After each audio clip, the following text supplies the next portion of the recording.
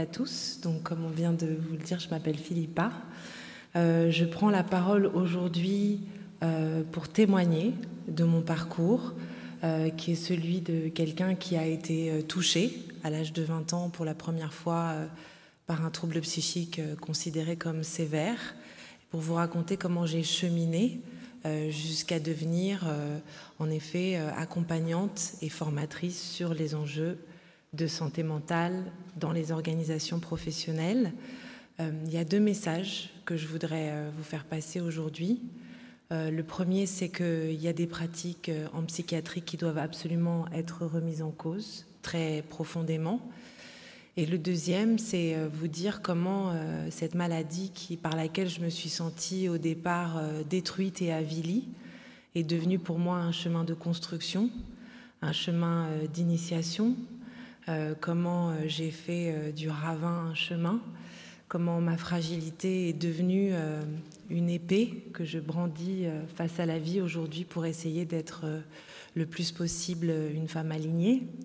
Voilà, c'est un parcours qui est exigeant, mais en même temps, je crois que c'est un beau chemin aussi. Quand je suis intervenue pour la première fois à l'édition Parlons Psy de Nantes, j'ai raconté dans le détail la réponse qui avait été faite au premier grand bouleversement psychique que j'ai vécu à l'âge de 20 ans. Alors je dis bouleversement psychique volontairement pour m'éloigner de toute considération psychiatrique, parce que je crois qu'il s'agit avant tout d'un vécu, d'une expérience humaine qui peut tous nous concerner à un moment donné dans notre vie.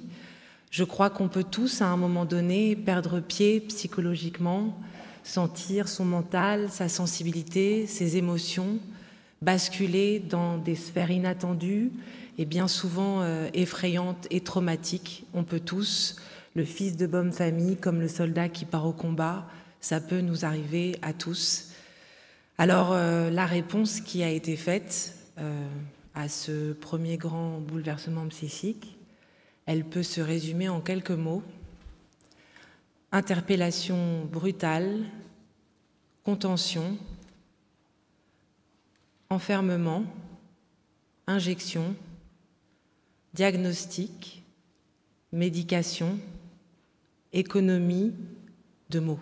Et croyez-moi, je sais à quel point cette réalité, elle est difficile pour les patients comme pour les soignants. J'ai été particulièrement frappée il y a un an ou 2 en apprenant qu'un infirmier en psychiatrie faisait une grève de la faim.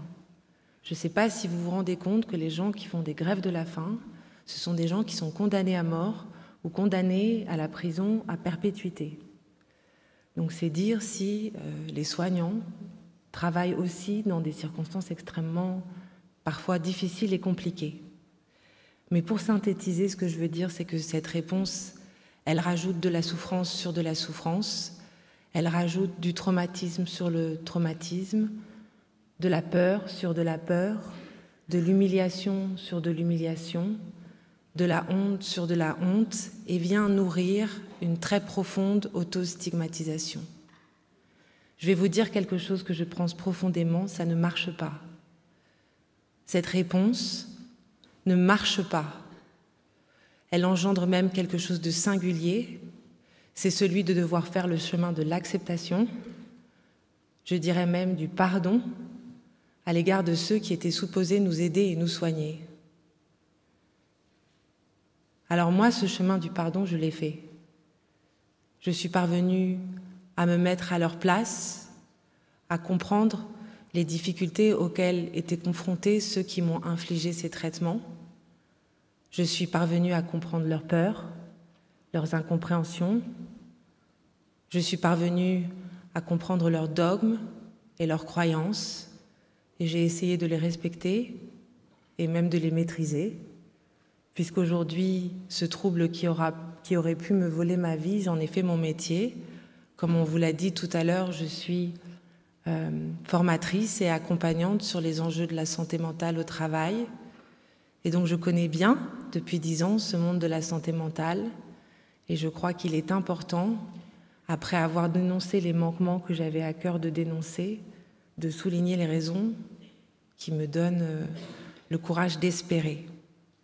Je pense déjà à cette réunion qui a lieu aujourd'hui. Moi, quand je suis tombée malade il y a 20 ans, ce sujet n'était pas un tabou. Ce sujet était un non-sujet de société.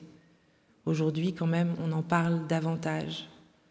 Je pense aussi au travail de l'association Clubhouse France, dans laquelle je suis engagée depuis ses débuts et qui est particulièrement cher à mon cœur. Je pense à ce concept de rétablissement qui nous réunit aujourd'hui et qui ne doit surtout pas devenir un concept à tiroir de plus. Je pense au travail des équipes mobiles du nord de la France, sur lequel j'ai récemment lu un article et qui m'a beaucoup impressionnée parce que je trouve que cette approche fait sens.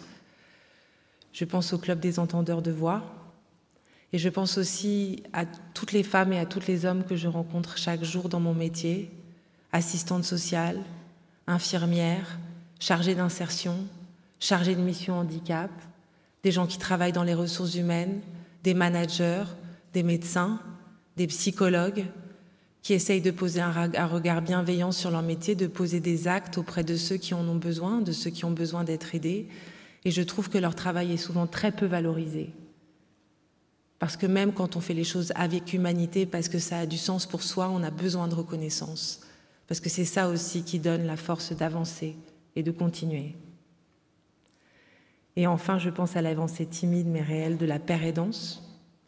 D'une certaine façon, je me considère comme l'un d'entre eux, même si je n'ai pas suivi le cursus universitaire qui nous est destiné. Moi, ma parole de père aidante, je la veux libre, audacieuse, insolente et constructive. Et je pense que cette parole est indispensable et qu'il est extrêmement important de l'écouter. Je pense que de ne pas l'écouter, ce serait comme pour parler d'un pays en guerre, de se contenter des propos des journalistes et des observateurs sans écouter la voix des autochtones de ce pays. Ce que je voudrais que les accompagnants et que les soignants comprennent, c'est que ce qu'ils essayent de combattre et de faire reculer, nous l'avons traversé. Nous sommes passés par la face nord et nous sommes revenus avec un savoir que nous avons à cœur de partager. Et peut-être que la part qu'il nous manque pour enfin accompagner les gens avec humanité, c'est nous qui allons vous la dévoiler.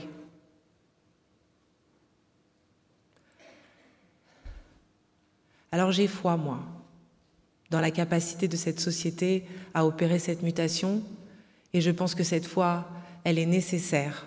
Elle est nécessaire parce que, comme on l'a dit depuis le début de cette journée, on parle d'un sujet qui peut concerner une personne sur 5 au cours de sa vie. On parle de la première cause de handicap dans le monde. Et comme je vous l'ai dit, moi je suis persuadée que ces souffrances peuvent aussi être un moment de construction, un chemin d'initiation qui permet de gagner en profondeur et en humanité. Et moi je pense que ce monde a besoin d'hommes et de femmes qui ont été capables de faire face à leur fragilité et de revenir parmi les autres enrichis par cette épreuve. Pour ma part, aujourd'hui j'ai une vie qui est bien au-delà de tout ce que j'aurais pu imaginer avant que tout cela ne m'arrive. Je suis la maman de 2 formidables garçons, parfois un peu indisciplinés, mais formidables quand même. Je fais un métier qui a du sens et qui me passionne. Je vais bientôt publier mon premier roman et je crois que je comprends et que j'apprends un peu plus chaque jour ce qu'est l'amour, qui est au fond la seule chose qui vaille vraiment. Au fond, l'important, ça n'est pas la maladie ou l'absence de maladie, ça n'est pas le handicap ou l'absence de handicap. L'important, c'est d'être suffisamment connecté ou reconnecté à ses ressources pour pouvoir faire face à sa fragilité et construire une vie qui nous ressemble. Traquer les symptômes, mais traquer aussi les ressources. Cherchez-les, les ressources. Parce que même si nous n'avons pas tous les mêmes ressources, nous avons tous des ressources. Et ces ressources, ce sont autant de fils d'or qu'on va pouvoir tirer quand la personne est stabilisée pour pouvoir l'aider à se rétablir. Et pour conclure mon propos, je voudrais utiliser la voix d'une femme qui est romancière et essayiste, qui est une femme que j'estime beaucoup, qui s'appelle Christiane Singer. Elle est morte. Elle a prononcé un discours en l'an 2000 à Lausanne, dans le cadre d'une conférence qui s'intitulait « Schizophrénie égale folie, point d'interrogation ».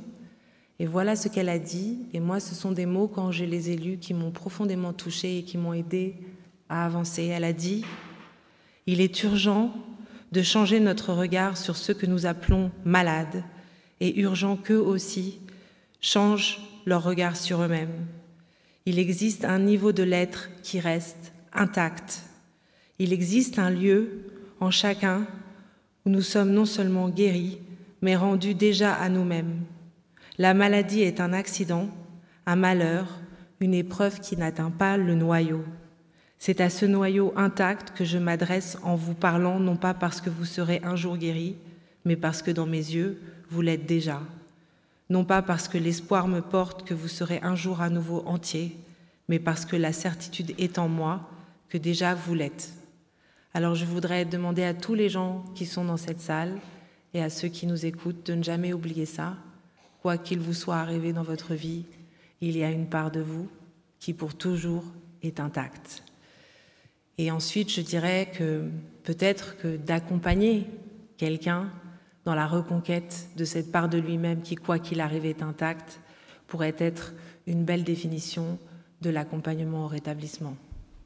Je vous remercie beaucoup de m'avoir écouté.